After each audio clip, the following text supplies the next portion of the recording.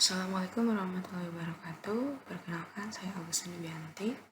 Saya akan mempresentasikan proyek yang sudah saya buat untuk melengkapi tugas besar mata kuliah analisa berorientasi objek. Oke, jadi yang pertama ini saya akan mempresentasikan untuk membuat hasil analisa berorientasi objek untuk pelayanan kurir on the spot. Yang nomor satu adalah mengembangkan kasus request a package pickup untuk skenario berikut dengan menggunakan use case diagram, activity diagram, dan sistem sekuensi diagram. Yang pertama akan menggunakan use case diagram. Di sini use case diagram ada yang dinamakan aktor dan juga use case-nya. Aktor yang digunakan adalah customer. Lalu untuk use case-nya di sini ada berbagai macam, saya akan menjelaskan satu persatu. Yang pertama adalah login. Di sini user diwajibkan untuk login untuk menggunakan layanan request package dari layanan kurir on the spot. Lalu setelah login, maka customer bisa melakukan kegiatan memasukkan informasi paket seperti berat, alamat penerima, dan lain-lain. Setelah itu, customer bisa memilih layanan. Layanan yang dipilih bisa berupa layanan 3 jam, layanan hari yang sama, atau layanan semalam. Di sini saya menggunakan extend. Lalu, setelah memilih layanan, customer bisa melakukan pemesanan jasa pickup. Layanan jasa pickup di sini saya generalizations lagi. Karena di sini pemesanan itu bisa berarti dengan hitung biaya, pesanan masuk ke sistem, dan mendapatkan label dan tanda terima. Nah, yang terakhir, customer bisa melihat status apakah paket tersebut kapan di pick up-nya. Di sini harus di-include-kan dengan mendapatkan label dan tanda terima. Jadi, customer bisa melihat status jika sudah melakukan pemesanan jasa pick up dan mendapatkan label tanda terima. Yang kedua adalah request a package dengan activity diagram. Di sini saya menggunakan customer dan sistem. Yang pertama, sistem mulai dan customer diwajibkan untuk melakukan login. Maka sistem akan memberikan feedback berupa menampilkan halaman utama web.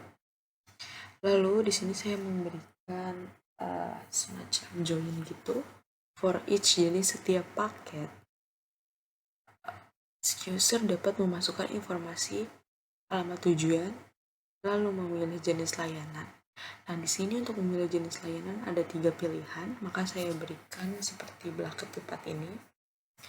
Pilihannya itu ada memilih layanan 3 jam, memilih layanan hari yang sama, memilih layanan semalam. Selanjutnya, sistem akan menampilkan kategori, ukuran, dan berat paket. Nah, customer bisa memilih perkiraan ukuran berat paket, kemudian merequest pengiriman paket. Setelah itu, maka sistem akan menghitung biaya pengiriman secara otomatis, kemudian menerima pesanan, lalu mencarikan driver terdekat. Setelah itu akan menjadwalkan estimasi penjemputan paket tersebut. Sistem juga akan mencetak label dan tanda terima agar customer bisa melihat biaya dan label pengiriman. Kemudian sistem akan menampilkan estimasi waktu penjemputan dan customer bisa melihat estimasi waktu penjemputan. Ini dilakukan untuk setiap paket, jadi for each. Kemudian sistem selesai. Selanjutnya adalah menggunakan sistem sekuensi diagram. Di sini saya menggunakan dua juga, ada customer dan juga sistem. Yang pertama, customer melakukan login dengan parameter username dan password ke sistem. Setelah itu sistem melakukan hal ini, menampilkan halaman. Setelah itu saya memberikan di sini loop pemesanan. Jadi pemesanan ini dapat dilakukan berkali-kali dalam satu kali login ya. Yang pertama itu ada delivery address. Jadi customer ini memberikan alamat pengiriman dengan parameter nama dan juga alamat ya, alamat pengiriman. Setelah itu memilih service type yang tadi ada 3 itu, yang 3 jam, semalam, dan juga satunya. lalu bisa memilih size and weight. Setelah itu, sistem akan menampilkan biaya, menerima pesanan, dan menampilkan label. Customer akan melihat label tersebut dan memverifikasi. Kemudian sistem akan menampilkan estimasi penjemputan berdasarkan label. Jadi kayak semacam dapat nomor resi dan bisa menampilkan estimasi penjemputan. Seperti itu.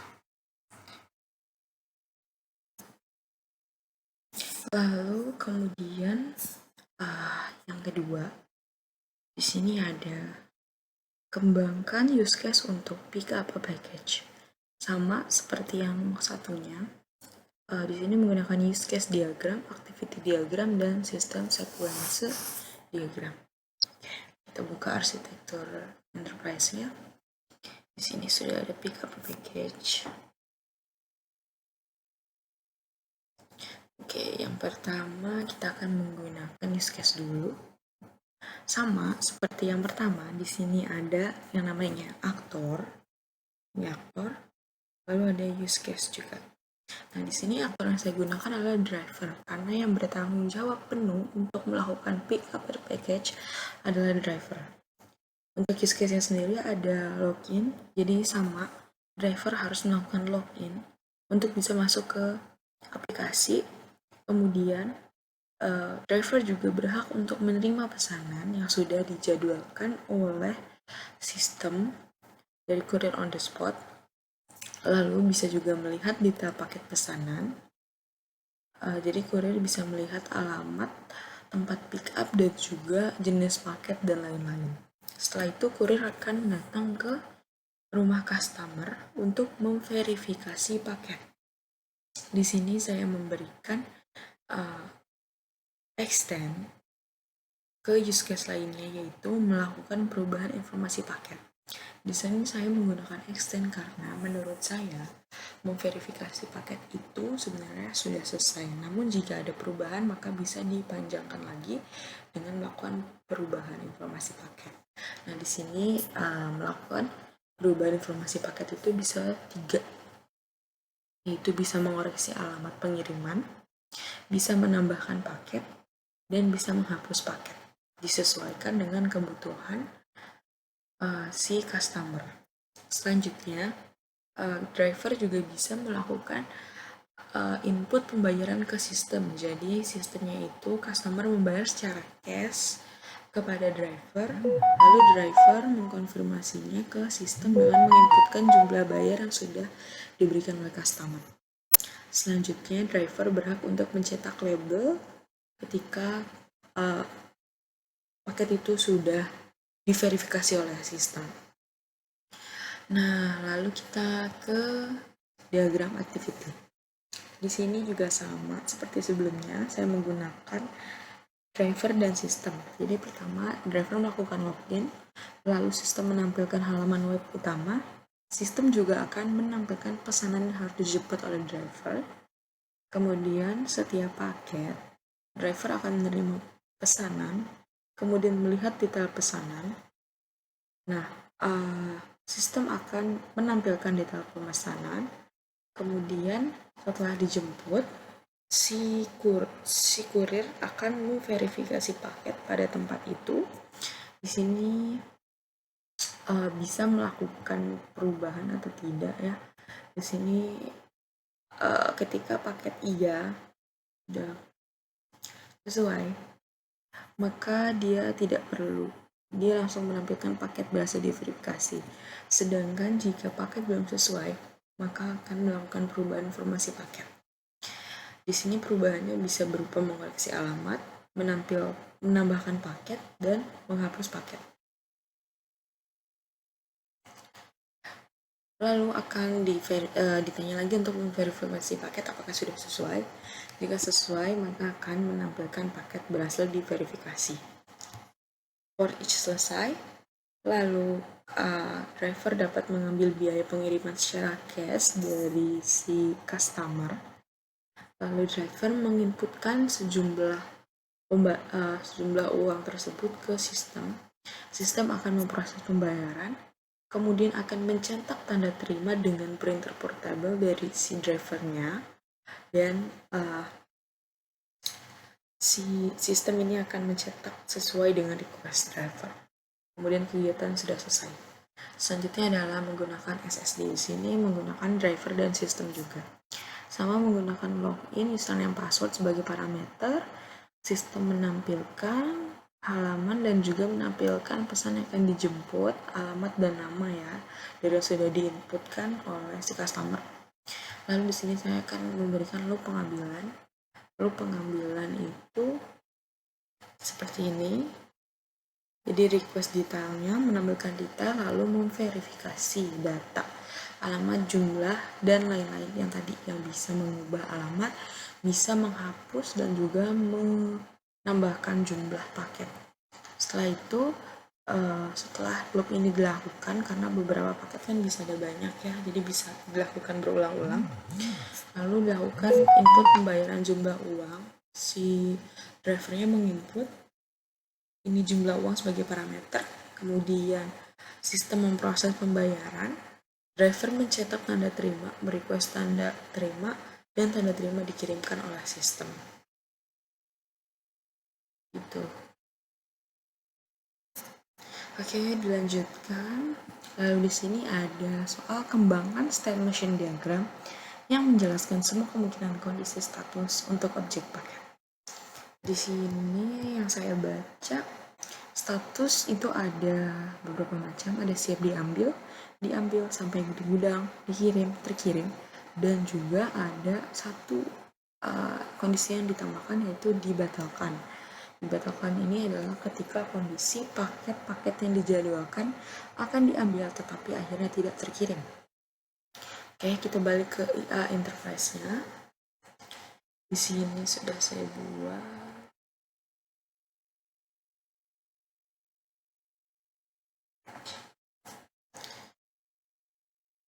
Oke, ini state diagram yang sudah dibuat.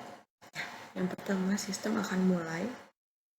Pemesanan selesai dilakukan oleh si customer. Maka status dari paket tersebut adalah siap diambil. Siap diambil ini bisa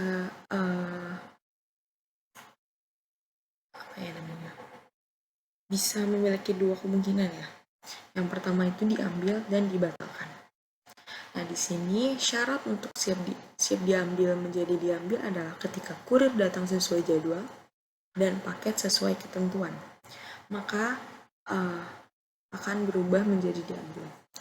Sedangkan jika paket yang sudah siap diambil tersebut dibatalkan, kondisinya adalah ketika kurir tidak datang. Ada banyak kemungkinan, bisa jadi memang kurir tersebut kejauhan atau gimana, lalu dan lain-lain.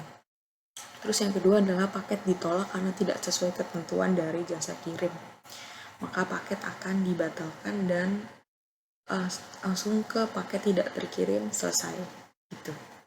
Nah, kita akan lanjut ke yang dari diambil ini ya. Nah, diambil ini paket diantarkan untuk disortir. Dari diambil ini menuju status sampai di gudang itu melalui proses diantarkan untuk disortir oleh kurir yang mengambil paketnya ya. Nah, setelah sampai di gudang akan ada status yang namanya dikirim. Untuk mengetahui paket dikirim ini atau enggak, yaitu melalui proses paket diantarkan dari gudang untuk dibawa kurir ke alamat yang sudah ditentukan. Di sini kurir yang bertugas adalah kurir yang mengirimkan paket ya, bukan yang pick up lagi. Nah, habis itu ada status dikirim dan status terkirim. Untuk bisa paket tersebut terkirim, maka paket harus sudah diterima oleh si penerima. Di sini jadi dilakukan kegiatan paket diterima ya. Setelah paket diterima, terkirim. Maka setelah statusnya sudah terkirim, sistem sudah selesai. Paket sudah disampaikan dan statusnya juga akan berubah menjadi terkirim. Sekian presentasi dari saya. Apabila ada kesalahan saya mohon maaf. Semoga bermanfaat. Terima kasih dan selamat siang.